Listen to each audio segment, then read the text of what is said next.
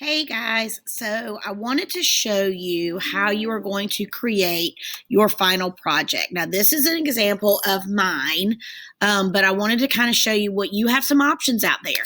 But you are going to create a PowerPoint. We will provide you with a template that looks different than this one.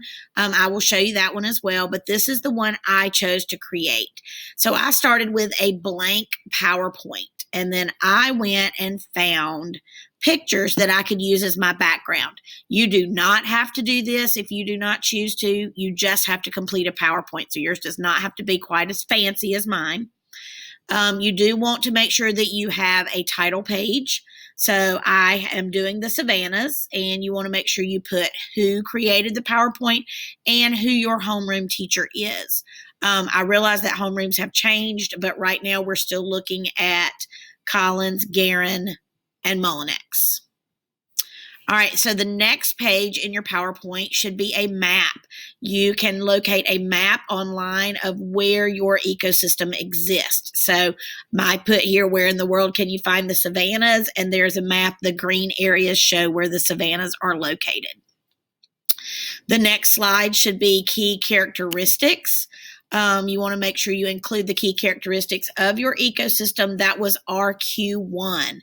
Guys, you've already done all of the research. It should already be written on your research question graphic organizer. So please use that to help you write your summary. So what I did is I took my graphic organizer, I read the information that I had included on it, and then I turned it into a short summary about the key characteristics of the Savannahs. You're going to do the same thing. Your next slide will be your producers. Again, please use your graphic organizer. You've already done all of the research. You just want to use the information that you've written down. The next slide should be consumers. I got fancy on this slide and I went up here. There is a place where you can click insert in PowerPoint and you can choose from online pictures. And here's mine. Mine might look a little different from yours, but you can choose from online pictures. That would be stock images or Bing pictures. For me, yours might look different again, but I got crafty and I put some animals in here that would be found in the Savannahs. Your next slide is going to be decomposers. Again, guys, I can't tell you enough. Use the graphic organizers you've already filled in. Compose a summary of what you have written and then include that on your slide. Again, I added some pictures just because pictures are fabulous. The next slide should be your energy pyramid.